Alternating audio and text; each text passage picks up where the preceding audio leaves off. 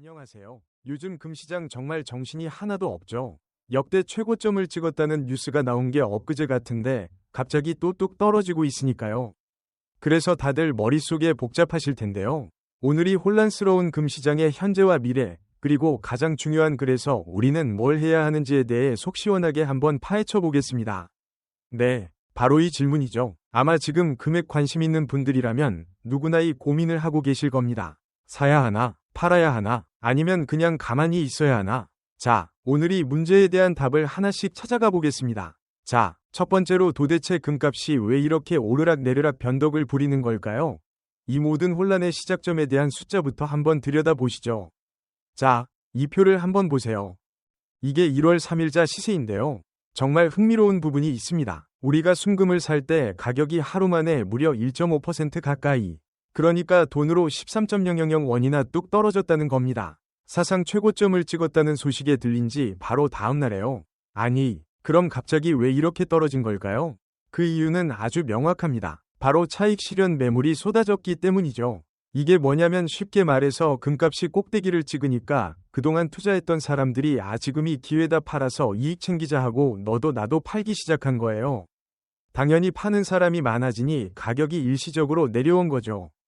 어느 정도는 예상됐던 움직임이라고 할 수 있습니다. 자, 두 번째. 그럼 지금이 하락이 이제 금값인 끝물이다 하는 위험 신호일까요? 아니면 오히려 지금이 바로 살 때다 하는 기회일까요? 전문가들은 과연 미래를 어떻게 보고 있을지 그 속을 들여다보겠습니다. 여기 보시면 지금 금시장의 상황이 딱 정리됩니다. 단기적으로는 방금 말씀드린 차익 실현 매물 때문에 시장이 말 그대로 숨고르기를 하면서 가격이 좀 주춤하고 있어요. 하지만 장기적으로 금값을 위로 밀어올리는 훨씬 더 강력한 힘들이 버티고 있다는 겁니다. 계속되는 지정학적 리스크나 세계적인 투자은행들이 내놓는 긍정적인 전망 같은 것들이죠. 그 장기적인 힘이라는 게 어느 정도냐면요. 바로 이 숫자입니다. 5.000달러. 이게 그냥 나온 숫자가 아니고요. JP 모건이나 골드만삭스 같은 곳에서 예측하는 2026년 연말의 금값입니다. 그러니까 지금의 단기적인 하락에도 불구하고 큰 흐름 자체는 여전히 위를 향하고 있다고 보는 거죠. 자, 그렇기 때문에 만약 여러분이 이미 금을 가지고 계시다면 전문가들의 조언은 아주 명확합니다. 바로 보유하라는 거죠. 지금 당장의 작은 흔들림에 팔아치우기보다는 장기적인 가치 상승의 잠재력을 믿고 그대로 가지고 가는 게 현명하다는 분석입니다. 자, 세 번째. 그럼 아직 금이 없는 분들은 어떻게 해야 할까요? 지금 같은 시기에 금을 현명하게 살 수 있는 방법 매수자 플레이북을 공개합니다.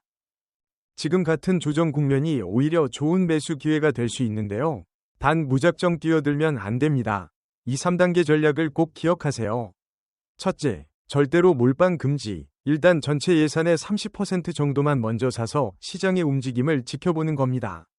둘째, 우리가 보는 금값 시세가 전부가 아니라는 점. 여기엔 부가세 10%랑 세공비 같은 추가 비용이 붙는다는 걸 계산해야 하고요. 마지막으로 요즘처럼 관심 뜨거울 때 오픈하지 마시고 예약 시스템이 잘 되어 있는 믿을 만한 판매점을 이용하는 게 훨씬 현명합니다. 그리고 이건 정말 별표 5개짜리 포인트인데요. 특히 실물 금을 사실 분들은 꼭 기억하셔야 합니다. 아까 말씀드린 세금과 수수료 때문에 금은 사자마자 바로 팔면 거의 무조건 손해입니다. 적어도 1년 이은 길게 보고 투자해야 수익을 기대할 수 있다는 점. 이건 정말 기본 중에 기본입니다. 네 번째입니다. 이번엔 반대로 금을 팔아야 할 때를 위한 매도자 플레이북입니다. 어떻게 하면 내 소중한 금의 가치를 제대로 다 받을 수 있을까요? 자, 이제 팔기로 마음 먹었다면 두 가지만큼은 꼭 챙기세요. 첫째, 팔 때 시세를 반드시 여러 군데 비교해 봐야 합니다. 이게 업체마다 미묘하게 다르거든요. 몇 분만 투자해서 서너 군데만 확인해 봐도 더 좋은 가격을 받을 수 있습니다. 둘째, 금을 살 때 받았던 보증서를 꼭 챙겨가세요.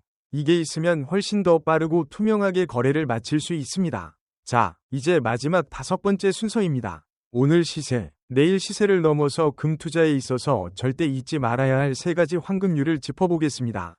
첫 번째 황금률은 균형입니다. 금은 내 전 재산을 걸어서 대박을 노리는 자산이 절대 아닙니다. 위험할 때 내 자산을 지켜주는 든든한 보험 같은 거죠. 그래서 전문가들은 내 전체 자산의 10%에서 15% 정도만 금으로 가지고 가는 걸 가장 이상적인 비율로 보고 있습니다. 두 번째 황금률은 마인드셋에 관한 겁니다. 바로 이 문장의 핵심인데요. 금은 안전자산이지 단기 투기 자산이 아니다. 오늘 금값이 1% 오르고 내일 2% 내리는 거에 너무 마음 졸이면 안 된다는 겁니다. 그런 단기적인 파도가 아니라 큰 위기가 왔을 때 내 자산을 지켜주는 안전망이라는 장기적인 관점을 갖는 게 훨씬 중요합니다. 그리고 마지막 세 번째 원칙은 더 큰 그림을 보라는 겁니다. 우리가 매일 보는 국내 금값은요, 사실 두 가지 요소의 조합으로 결정됩니다. 바로 국제금 시세와 원달러 환율이죠. 예를 들어서 국제금 값은 그대로인데 달러 가치가 오르면, 즉 환율이 오르면 국내 금값은 덩달아 오를 수 있다는 겁니다. 이 두 가지를 항상 함께 보시는 습관을 들으셔야 합니다. 자, 오늘 이야기는 이 질문을 여러분께 드리면서 마무리할까 합니다. 한번 곰곰이 생각해 보세요. 내 전체 자산 포트폴리오에서 예상치 못한 위기로부터 나를 지켜줄 안전을 위한 비중은 과연 몇 %인가요?